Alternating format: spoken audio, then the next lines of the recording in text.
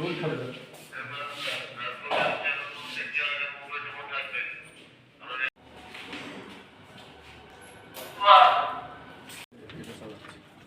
জায়গা থেকে গ্রাউন্ডটা এসে এটা বাংলো কা বুঝতে পারি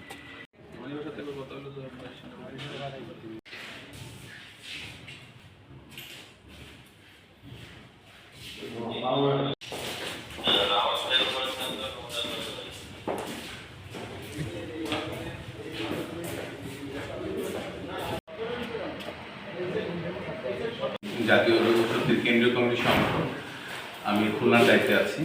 আমি একটু আগে খবর পেলাম যে আমাদের অফিসে, এটা আমাদের জেলা কমিটির জাতীয় যুবশক্তির জেলা কমিটির অফিস, এনসিপিরও জেলা কমিটির অফিস, শ্রমিক শক্তির অফিস। এটা আমি একটু আগে খবর পেলাম যে ভাঙচুর হয়েছে, হামলা হয়েছে। আমি এসে আসলাম, আসার পর দেখলাম যে ক্লাসটা ভাঙা আমাদের ভিতরে। এসে আমাদের পুলিশ ভাইয়েরও আসছেন, সবাই আসেন, আমাদের জেলা কর্মী সবাই আসছেন আর কি।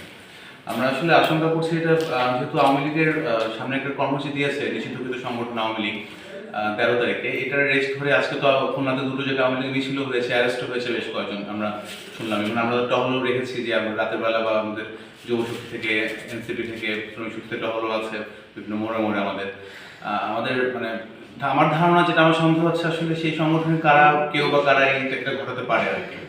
আমি এর তীব্র নিন্দা ও প্রতিবাদ জানাচ্ছি। মাহমুদ, জাতীয় যুবশক্তি, খুলনা জেলা শাখার আহ্বায়ক।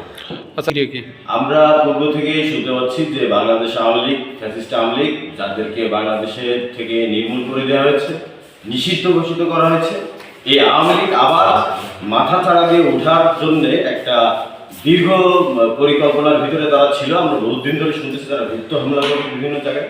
তো এই গুপ্ত হামলার শিকার আজকে আমাদের দলীয় কার্যালয় খুলনা মহানগরে, যে আমাদের এনসিপির কার্যালয়টা অবস্থিত হোটেল টাইগারের পাশে, ব্যাপক আকারে এখানে ভাঙচুর, অগ্নিসংযোগ তারা করে। এবং আজ এগুলো আমরা দেখে যেটা বুঝলাম, তাদের আগামীতে এই দেশের প্রত্যেকটা যে গুরুত্বপূর্ণ স্থাপনাগুলো আছে, প্রত্যেকটা গুরুত্বপূর্ণ স্থাপনাগুলোতে এরা জঙ্গিদের মতো হামলা করবে, জঙ্গিদের থেকেও নির্দিষ্টভাবে হামলা করবে। আমরা ঘোর নিন্দা জানাই। এবং আগামীতে যেখানে আমরা আওয়ামী লীগকে দেখবো, আওয়ামী লীগ নাম ঘোষিত যত ধরনের তাদের দোসর আছে, প্রত্যেকটা ব্যক্তিকে আমরা ধরে ধরে একেবারে পা ভেঙে আমরা তাদেরকে সমাজে মানুষকে দেখিয়ে দেবো যে আওয়ামী লীগ।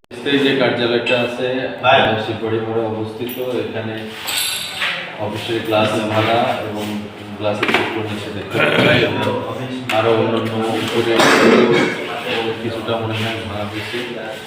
মোটামুটি একটা লেখাজনক ঘটনা এখানে ঘটছে। এই বিষয়ে আমরা দলীয় সিদ্ধান্ত অনুযায়ী আমরা পদক্ষেপ নেব। আমি সর্দার কিমুজ্জামান সোহাগ, আমি জেলা যুবশক্তিতে আছি, খুলনা জেলার সদস্য সচিব হিসেবে। স্বৈরাচারের যে ছাত্রলীগের কিছু ছেলেপেলেরা আজকে একটা ঝটিকা মিছিল দেবে আমরা জানতে পারি। তো আমরা একটা প্রোগ্রামে ছিলাম, ওখান থেকে আসার পথে 7 রাস্তার মোড়ে আমাদের বললো যে ভাই আপনাদের অফিসে হামলা হয়েছে। আমরা এসে দেখি আমাদের গ্লাস ভাঙচুর হয়েছে, পাশে টাইগার একটা অফিস, সেটাও ভাঙচুর করছে।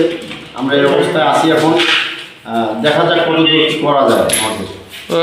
এটা ছাত্রলীগের কাজ, কারণ তারা 13 তারিখে একটা সমাবেশ ডাকছে, বিভিন্ন জায়গায় বিভিন্নভাবে হামলা হচ্ছে, পুলিশ ভাইদের উপরেও হামলা হয়েছে। লবণচড়া থানার সামনে একটা প্রতিরোধ করছিল, কিন্তু টিকতে পারেনি। ঠিক আছে।